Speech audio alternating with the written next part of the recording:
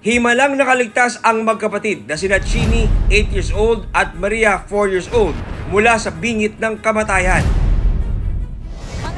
Ang dalawang bata natagpo ang nag-aagaw buhay sa masukal na lugar sa Dasmariñas City, Cavite. Ayon sa medical legal report mula sa City Health Office ng Dasmariñas City, nagtamo ng mga bali sa mga buto, sa dibdib, pagdurugo sa ulo at katawan at mga sugat sa muka ang batang si Chini. Ito pong si alias Chini na 8 years old at si alias Maria.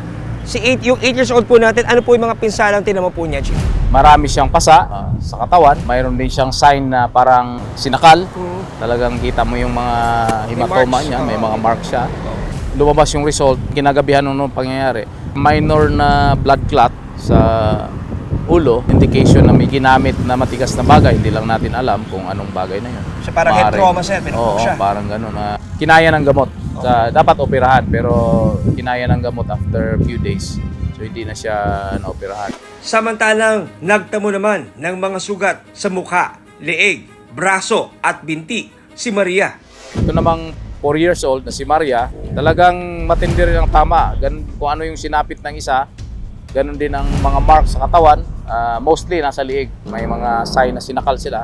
Ito nga ang isa ay may ooperahan dapat kasi may bali siya sa ribs. Bakit mo kaya nagkaroon ng karakudo? So maaaring kamay lang ang ginamit o di kaya object na hard object.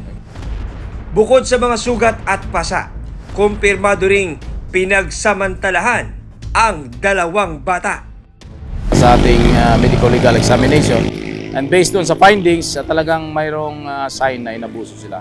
In fact, si Chini, yung 8 years old, ay kailangan pang tahiin yung private part niya para lang may balik doon sa normal.